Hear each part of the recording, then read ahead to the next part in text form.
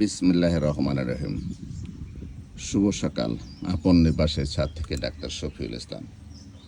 আজকে আমরা ছাদ বাগানে বা বস্তায় কিভাবে আদা চাষ করতে হয় এ বিষয়ে বিস্তারিত আলোচনা করব।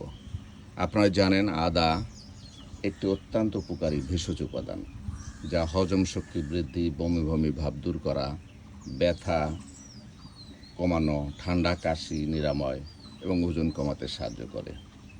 বস্তায় আদা চাষ একটা লাভজনক পদ্ধতি। এটা সাধারণত এই সময় আবাদটা করতে হয় চৈত্র বৈশাখ মাসে। চৈত্র বৈশাখ উপযুক্ত সময়, কারণ এই সময় বৃষ্টি হয় না, বৃষ্টি শুরু হওয়ার ভাব এবং আকাশটা ভালো থাকে। আমরা সাধারণত কী করেছি, এই যে জিও ব্যাগগুলো নিয়েছি, এই জিও ব্যাগগুলোতেই আমরা ঝুরঝুরে দোআঁশ মাটি, বালি, গোবর মিশ্রণ করে একটা মাটি নির্বাচন করেছি।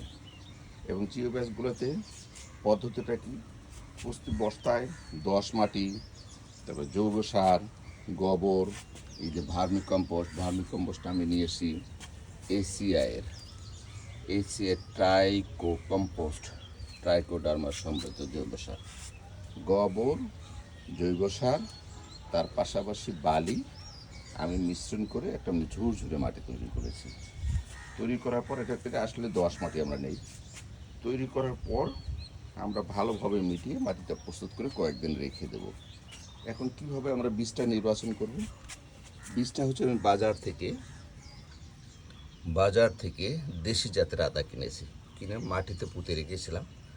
এই দেখেন খুব সুন্দর এগুলো জার্মিনেশন হয়েছে প্রতিটা গাছ থেকে। যে গাছগুলোতে সাধারণত অঙ্কুরোদ্গম হয়েছে ওর মাথাটুকু নিলেই হবে, পুরো আদাটা না নিলেও চলবে। এই 2-3টি আদা, অঙ্কুরোদ্গমিত আদা আমি প্রতিটা জিও ব্যাগে বা বস্তায় 2 থেকে 3 ইঞ্চি মাটির গভীরে আমি পুঁতে দিব। আর পরিচর্যা কী করতে হবে?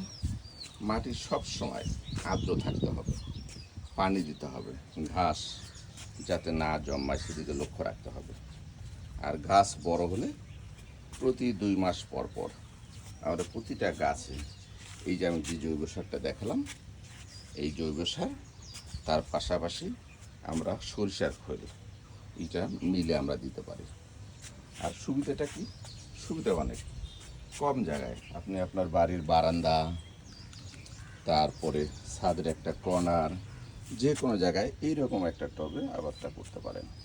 আমি আশা করি আপনারা ভালো ফলন পাবেন। আর আদা এমন একটা